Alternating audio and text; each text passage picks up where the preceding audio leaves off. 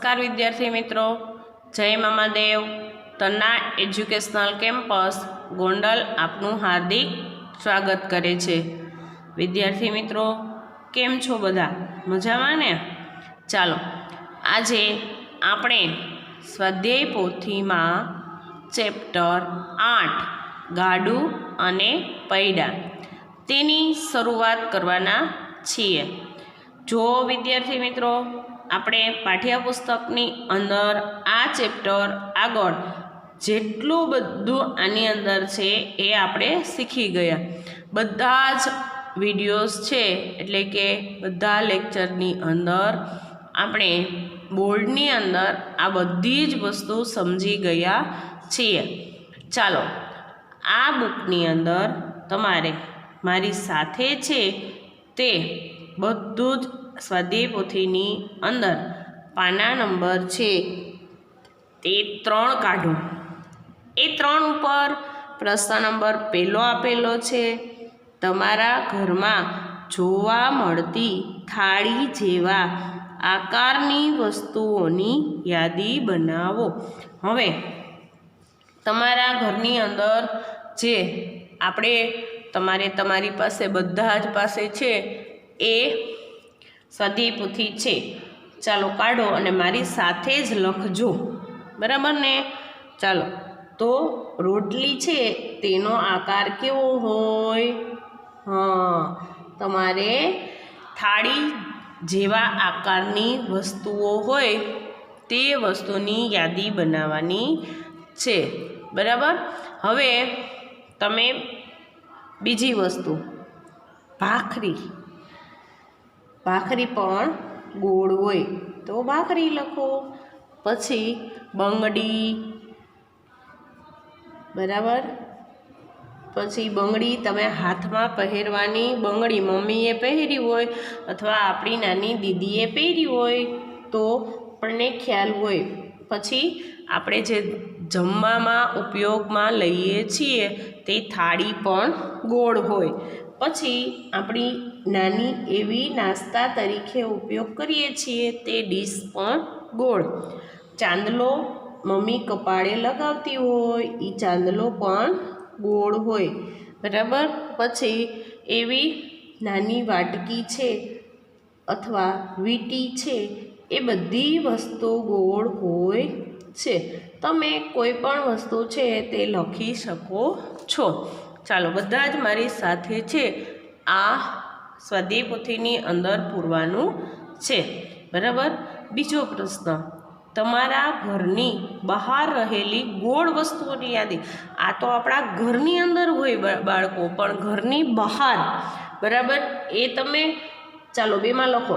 જુઓ, ઘરની બહાર આકાશની અંદર સૂરજ જોયો છે તમે? સરસ. રોજ નિત્ય ઉગે, નિયમ પ્રમાણે જ ઉગે. તેની પાસે એક સરસ ગુણ છે સૂર્ય પાસે, તે આપણે લેવા જેવો છે કે નિયમિતતાનો, બરાબર? રોજ નિયમિતતા, ટાઈમે જ ઉગે ને ટાઈમે જ આથમે. બાળકો, બીજી વસ્તુ, ચંદ્ર. જો ચંદ્રની અંદર એટલી બધી શીતળતા છે કે આપણે ગમે એવા આખો દિવસ દરમિયાન કામ કરીને થાકી ગયા હોય તો ચંદ્ર છે એ આપણને આરામ, શીતળતા આપે. એની પાસે એવો ગુણ છે.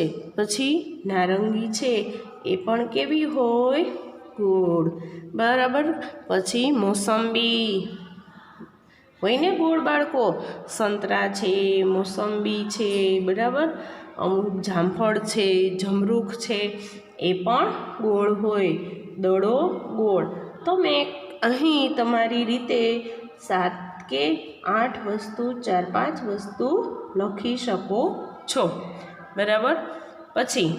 ત્યાર પછી ત્રીજો પ્રશ્ન, બાઇકનું પૈડું ટ્રકના પૈડા કરતાં મોટું હોય છે. સાચું કે ખોટું? બાઇકનું પૈડું, બાઇક છે જોયું છે ને તમે? તમારી ઘરે હોય જ હોન્ડા, બરાબર? અથવા એક્ટિવા, કોઈ પણ બાઇક, એનું પૈડું હોય એ ટ્રકના પૈડા કરતાં નાનું હોય કે મોટું હોય? તો ટ્રકનું પૈડું મોટું હોય અને બાઇકનું પૈડું નાનું હોય. એટલે આ વિધાન કેવું થશે? ખોટું. પછી ચોથું, કુંભારના ચાકડાનો આકાર ખાલી જગ્યા હોય છે. તમે જોયો છે ને કુંભારનો ચાકડો?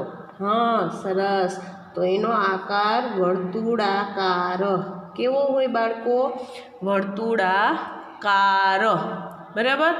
તો પાંચમું જુઓ, કઈ વસ્તુઓની સપાટીની મદદથી તમે વર્તુળની આકૃતિ દોરી શકો છો? બરાબર. કઈ વસ્તુઓની સપાટીની મદદથી? તો તમારા ઘરની અંદર આ બધી જ વસ્તુઓ હોય. જો વર્તુળ આપણે ડીશથી દોરી શકીએ, બરાબર, ગ્લાસથી દોરી શકીએ, પછી કપથી દોરી શકીએ, આપણે ચા પીવાનો કપ હોય એ, પછી બંગડીથી દોરી શકીએ, બરાબર. પછી ઘણી બધી એવી વસ્તુ છે, સિક્કા, આપણી પાસે રૂપિયાનો, 2 રૂપિયાનો, 10 રૂપિયાનો એવા સિક્કા હોય એની મદદથી દોરી શકીએ. પછી એવી કોઈ પણ ગોળ ઢાંકણ હોય, ઢાંકણ એટલે આપણે જે બોટલો હોય એના ઢાંકણા હોય એના વગેરે વસ્તુની મદદથી આપણે શું કરી શકીએ છીએ? વર્તુળની આકૃતિ દોરી શકીએ છીએ. બરાબર. વગેરે વસ્તુની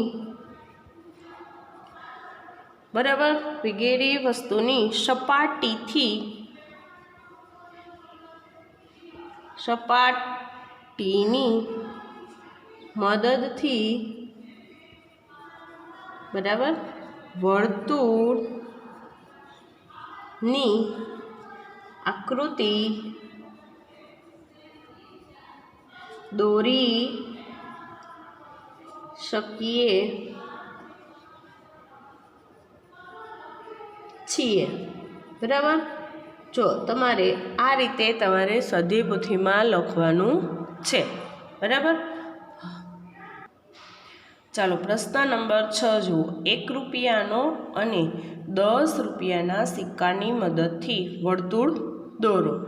1 રૂપિયો અને 10 રૂપિયાના સિક્કાની મદદથી તમારે વર્તુળ દોરવાનું છે. અહીં જુઓ, આ 1 રૂપિયાનો સિક્કો છે. એ 1 રૂપિયાનો સિક્કો અહીં સાઈડમાં રાખો અને આ પ્રકારે વર્તુળ દોરી લેજો.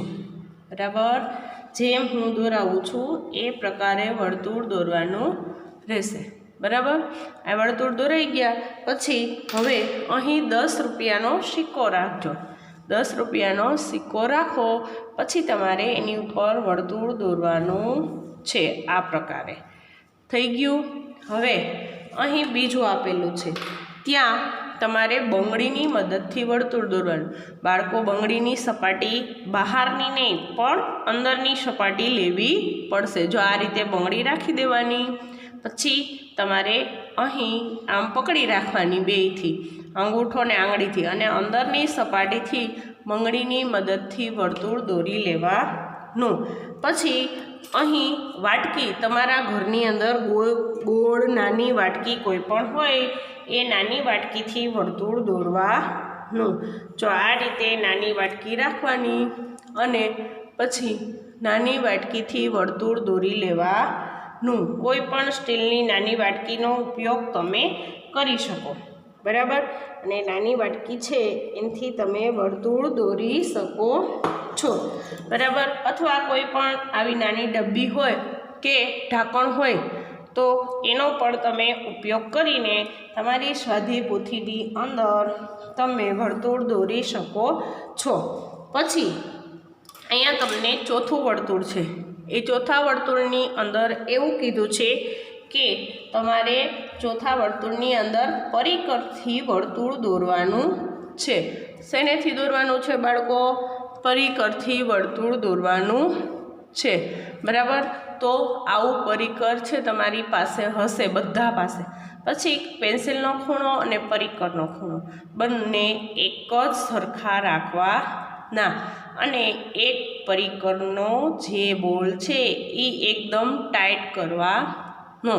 પછી પરિકરનું કોઈ પણ તમે માપ લઈને અહીં, બરાબર, તમારી જે જગ્યા છે ત્યાં પરિકરના ખૂણાથી વર્તુળ બનાવવાનું. બરાબર. અને ઉપર જો આ રીતે પરિકર પકડવાનું. નું, બરાબર, અંગૂઠો અને આંગળીથી એકદમથી, અને પછી પરિકરથી વર્તુળ દોરી લેવાનું. આપણે પાઠ્યપુસ્તકની અંદર પરિકરથી વર્તુળ દોરતા શીખાતા.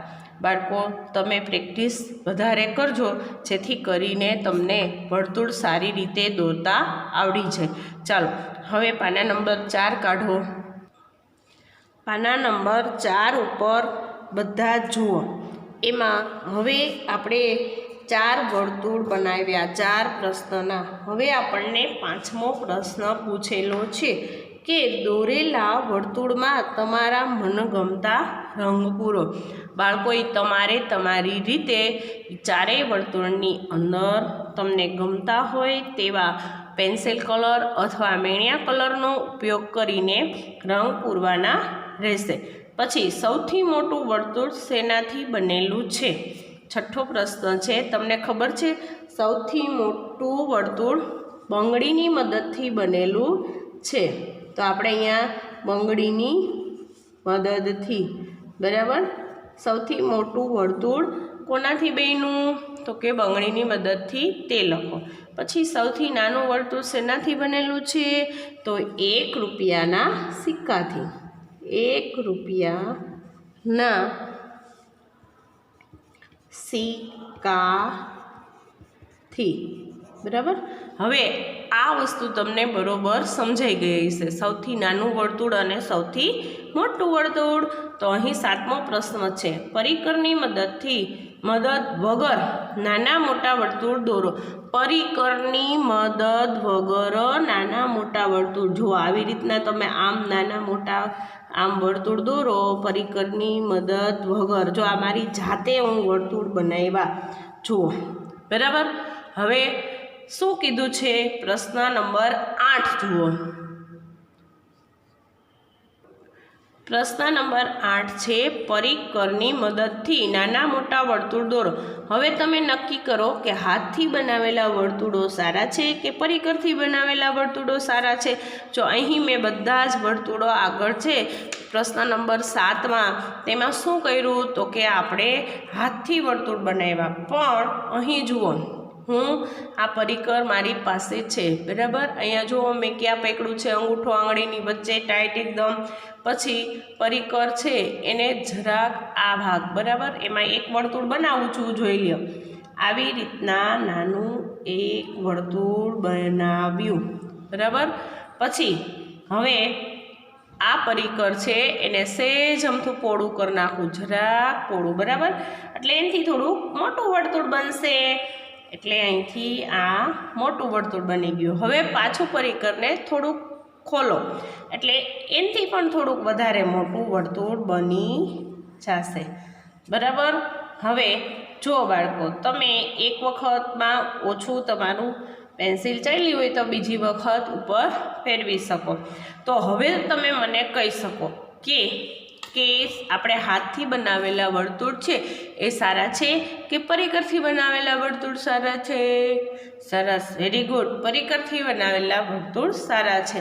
તમે આનો ઉપયોગ ખાસ કરજો, બરાબર. અને પહેલાં સૌપ્રથમ રફ બુકમાં શીખજો, જેથી કરીને તમને મુશ્કેલી પડે નહીં સ્વાધ્યાય પોથીમાં.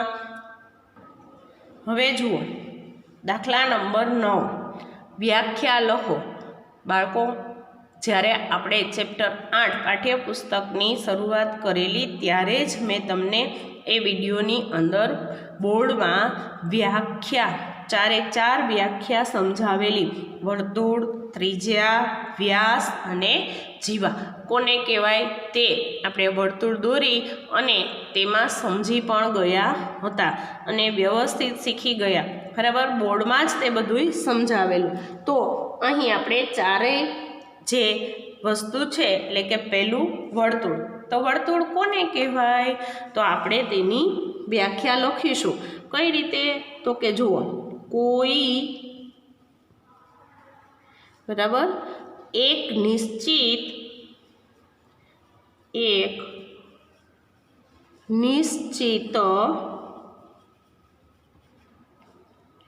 બિંદુથી સમાન અંતરે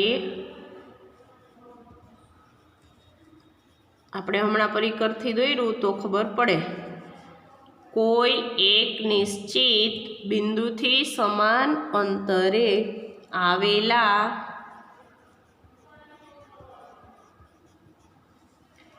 તમામ બિંદુઓના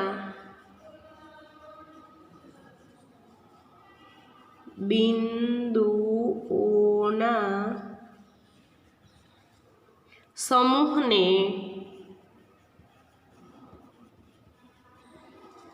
વર્તુળ કહે છે।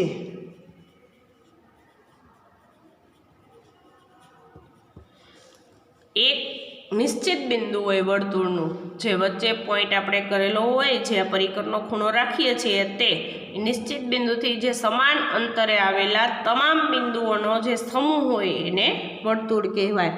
પછી ત્રિજ્યાની લખો। ચાલો મારી સાથે જ લખજો બધાય। જે રેખાખંડ, આ પણ આપણે શીખ્યા હતા બોર્ડની અંદર, જે રેખાખંડનું એક અંત્ય બિંદુ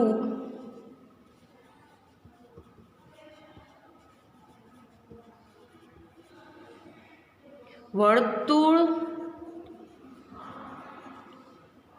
કેન્દ્ર હોય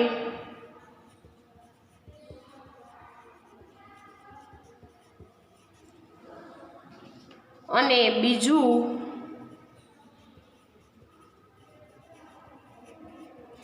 અંત્ય બિંદુ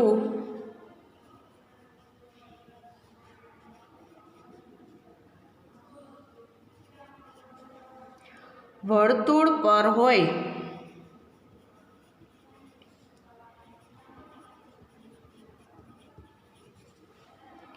તેવા રેખાખંડને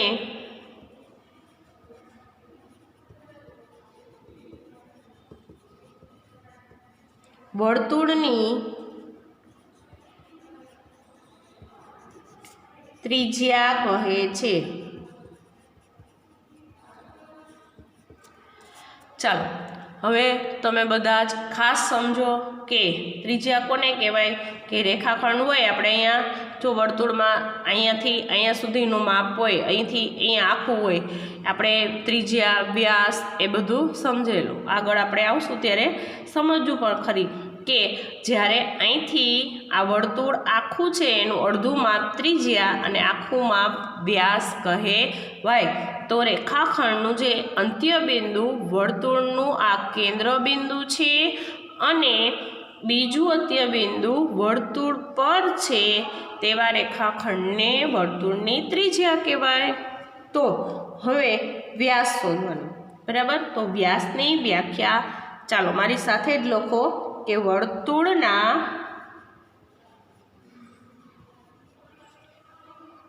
કેન્દ્રમાંથી પસાર થતો હોય અને જેના બંને અંત્ય બિંદુઓ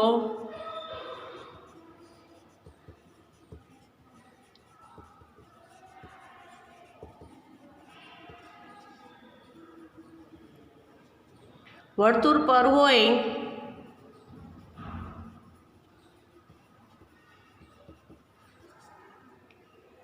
તેવા રેખાખંડને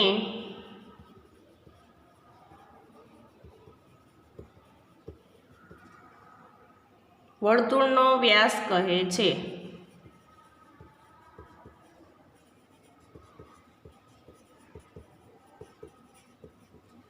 પછી જીવાની વ્યાખ્યા ચાલો લખો। વર્તુળ પરના બે ભિન્ન બિંદુઓ ને જોડતા રેખાખંડને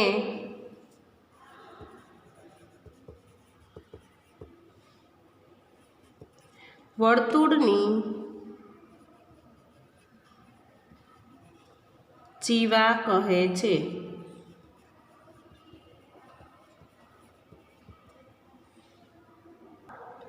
ચાલો બાળકો 10મું તમારું પાના નંબર 5 કાઢો સ્વાધ્યાય પોથીનું।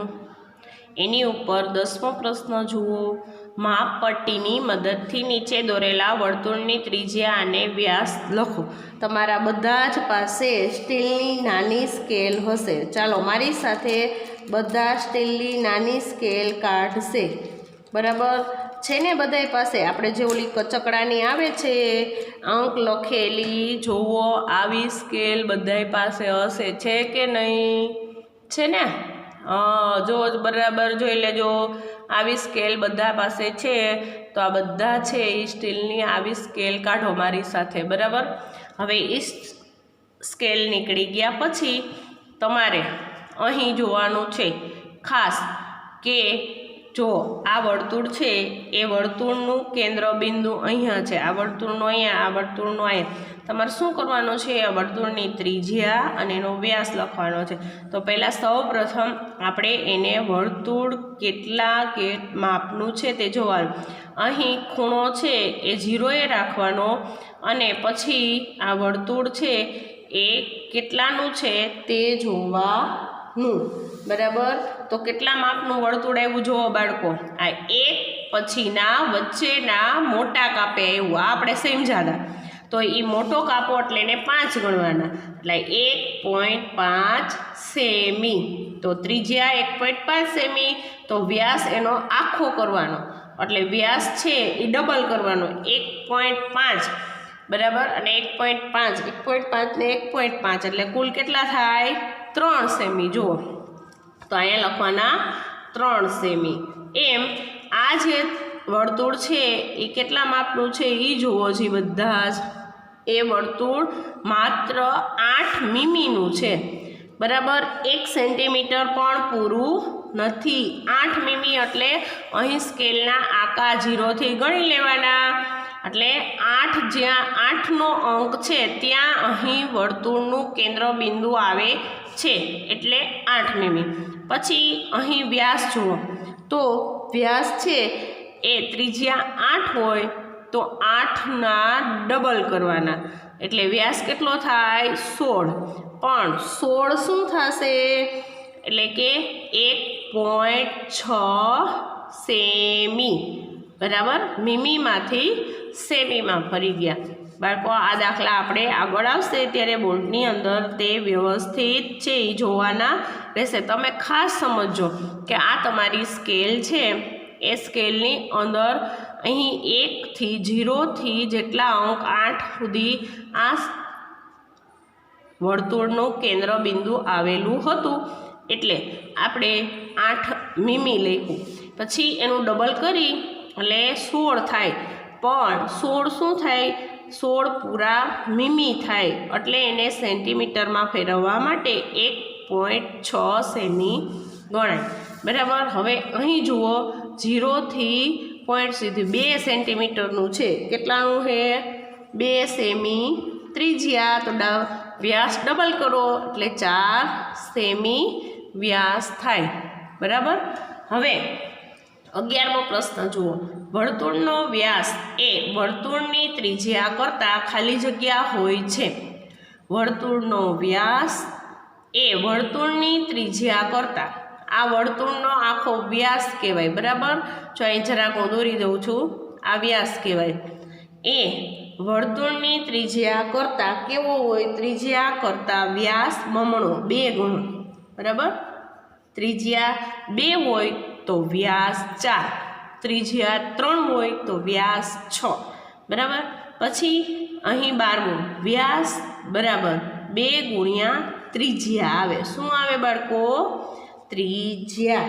આ ખાસ યાદ રાખજો, આ સૂત્ર છે। જો વ્યાસ શોધવો હોય તો 2 ગુણ્યા ત્રિજ્યા કરવી પડે, બરાબર। હવે પ્રશ્ન નંબર 13 જુઓ। ચાલો 13મો પ્રશ્ન જુઓ। અહીં કોઠો આપેલો છે, બરાબર। હમણાં આપણે સમજ્યા તે જ રીતે ત્રિજ્યા આપેલી હોય તો વ્યાસ શોધવાનો, વ્યાસ આપેલો હોય તો ત્રિજ્યા શોધવાની। તો ત્રિજ્યા 4 છે તો વ્યાસ કેટલો થાય 8 સેમી બમણો।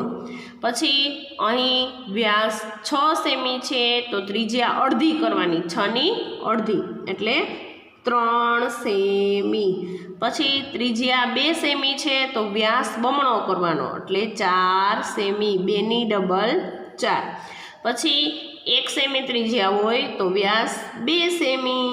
પછી અહીં 10 સેમી વ્યાસ છે તો 10 અડધી ત્રિજ્યા એટલે 10 અડધા 5 સેમી ત્રિજ્યા।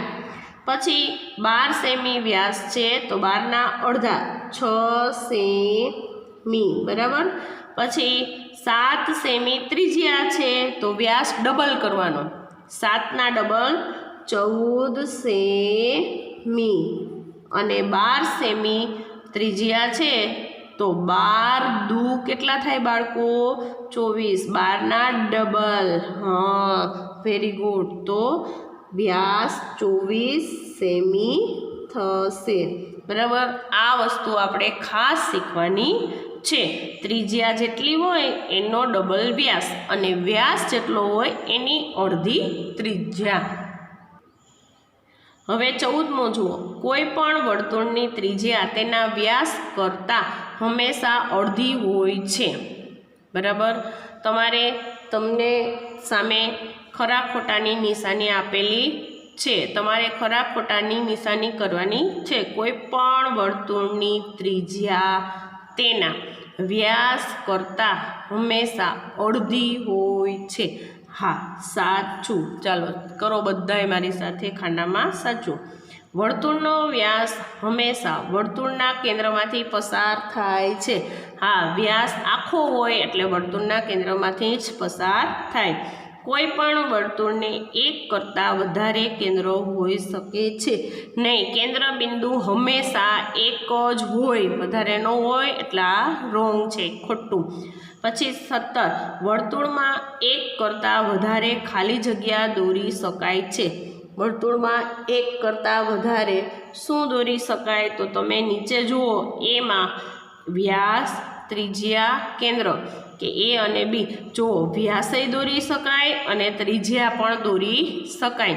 વર્તુળની અંદર અનેક વ્યાસય હોય અને અનેક ત્રિજ્યા પણ હોય એટલે આપણે ડીનો ઉપયોગ કરીશું ખાલી જગ્યામાં એ અને બી બરાબર, આ રીતે લખીશું। પછી 18મો, વર્તુળમાં ખાલી જગ્યા વ્યાસ દોરી શકાય છે। વર્તુળમાં ખાલી જગ્યા વ્યાસ દોરી શકાય છે બરાબર। તો વર્તુળમાં આપણે કેટલા વ્યાસ દોરી શકાય એ તમારે ખાલી જગ્યામાં લખવાનું। તો વર્તુળમાં તો આપણે અનેક વ્યાસ છે તે દોરી શકાય છે, એટલે આપણે એવું પણ લખી શકીએ કે એક કરતાં વધારે અથવા એક કરતાં વધુ બરાબર, અથવા અનેક। આપણે આવી રીતના ખાલી જગ્યા પૂરવાની છે। ચાલો બાળકો, હવે પાના નંબર 6 કાઢો। ચાલો પાના નંબર 6 સ્વાધ્યાયપોથી, તેની ઉપર માપપટ્ટી અને પરિકરની મદદથી તમારે જે માપ આપેલા છે એના વર્તુળ દોરવાના। ચાલો મારી સાથે પહેલાં સૌ પ્રથમ આવી સ્કેલ કાઢો, છે ને બધાય પાસે? તો અહીં પહેલું જે દ્રશ્ય છે એટલે કે તમને પહેલું માપ આપેલું છે એ 3 સેમીનું। જુઓ કઈ રીતે 3 સેમીનું માપ લેવાનું સ્કેલની મદદથી, ખાસ જોજો કે અહીં 0એ પહેલાં પોઈન્ટ કરો, બરોબર વચ્ચે કરજો બરાબર, જે ખાનું આપ્યું એની વચ્ચે 0એ પોઈન્ટ કરો, પછી 3એ પોઈન્ટ કરો। ક્યાં કરવાનો? 3 છે ત્યાં, પછી સ્કેલને લઈ લ્યો બરાબર। હવે અહીં તમારી પાસે પરિકર આપેલું છે બરાબર, બધાય પાસે પરિકર છે જ। તો પરિકર આવું છે તો અહીં તમે જ્યાં પોઈન્ટ કર્યા છે ત્યાં પહેલા પોઈન્ટે પેન્સિલ રાખો, બીજા પોઈન્ટે પરિકરનો ખૂણો રાખો, થઈ ગયું। હવે પરિકરને ઊભું કરી નાખો અને આ રીતે જુઓ, વચ્ચે અહીં બીજો પોઈન્ટ છે ત્યાં પરિકરનો ખૂણો, આગળનો પેલો પેન્સિલનો પોઈન્ટ છે ત્યાં પેન્સિલ રાખી અને આ રીતે તમારે પરિકરથી વર્તુળ દોરવાનું છે. સમજાઈ ગયું બાળકો? ચાલો હવે બીજું છે, એની અંદર પણ જુઓ, જો બરોબર વચ્ચે રાખજો. એમાં 3.5નું, તો 3.5 કેવી રીતે લેશો? જુઓ, સ્કેલ રાખો, પછી 0એ પોઈન્ટ કરો અને 3 પછી વચ્ચેનો મોટો કાપો આવે છે ત્યાં પોઈન્ટ કરો, એટલે એ 3.5નું બનશે. પછી અહીં પરિકરનો ખૂણો રાખો, બરાબર? એક પરિકરનો ખૂણો બીજા પોઈન્ટે અને પહેલા પોઈન્ટે પેન્સિલનો ખૂણો. હવે પરિકરને ઊંચું કરી દો, બરાબર? હવે આ રીતે પરિકરને જુઓ ટાઈટ પકડી, બરાબર, અંગૂઠાના આંગળીની મદદથી વર્તુળ દોરી લેજો. સમજાઈ ગયું બાળકો વ્યવસ્થિત? ચાલો એની નીચેના 2 વર્તુળ છે તે પણ આપણે દોરીએ. જુઓ, અહીં 1.5નું માપ લેવાનું છે. ખાસ સમજો સ્કેલમાં કે અહીં 0એ પોઈન્ટ કરો, પછી 1.5 એટલે 1 પછીનો વચ્ચેનું મોટો કાપો, બરાબર, ત્યાં પોઈન્ટ કરવાનો. હવે અહીં બીજા પોઈન્ટે પરિકરનો ખૂણો, પહેલા પોઈન્ટે પેન્સિલનો ખૂણો, અને આ રીતે તમારે વર્તુળ દોરી લેવાનું, બરાબર બાળકો? સમજાઈ ગયું બધાને ખાસ? હવે અહીંયા 2 સેન્ટીમીટરનું, તો 2 સેન્ટીમીટરનું પણ આપણે જો આમ સીધું સ્કેલ રાખીને તમે માપ લઈ શકો કે અહીં જો 2એ પરિકરનો ખૂણો, 0એ પેન્સિલનો ખૂણો. સમજાઈ ગયું? સમજાઈ ગયું? આ રીતે તમે સીધું માપ સ્કેલમાં પણ લઈ શકો, પણ આપણે સ્કેલથી પોઈન્ટ કરીએ તો આપણું એક્ઝેક્ટ માપ છે એ વ્યવસ્થિત સાચું જ આવશે. આ રીતે તમારે પરિકરથી વર્તુળ બનાવવાના છે. હવે અહીં 5મું જુઓ, એમાં 2.5 છે, તો સૌ પ્રથમ પહેલો જે પોઈન્ટ છે તે 0એ કરો અને પછી 2 પછી વચ્ચેનો કાપો છે ત્યાં 5 ઝીણા અક્ષરે લખેલો છે ત્યાં પોઈન્ટ કરો, બરાબર? હવે બીજા પોઈન્ટે પરિકરનો ખૂણો અને પહેલા પોઈન્ટે પેન્સિલનો ખૂણો રાખો. જુઓ આ રીતે. હવે આ પરિકરને અંગૂઠાની આંગળીની મદદથી ટાઈટ પકડી અને ફેરવી નાખો, એટલે સરસ મજાનું વર્તુળ બની જાય. સમજાઈ ગયું? ચાલો હવે અહીંયા 3.2 જો એ તમારે શું કરવાનું કે તમારે 0એ એક પોઈન્ટ કરવાનો, એટલે 0એ પોઈન્ટ થઈ ગયા પછી 3.2 એટલે 3 પછીનો નાનો પહેલો અને બીજો અંક છે ત્યાં પોઈન્ટ કરવાનો. સમજો ખાસ, 3 મોટો અંક છે એના પછી નાનો પહેલો અને બીજો અંક છે ત્યાં પોઈન્ટ કરવાનો. હવે અહીં બીજા પોઈન્ટે પરિકર અને પહેલા પોઈન્ટે છે એ પેન્સિલનો ખૂણો રાખો. જોજો હું હાથ લઈ લઉં છું, બરાબર?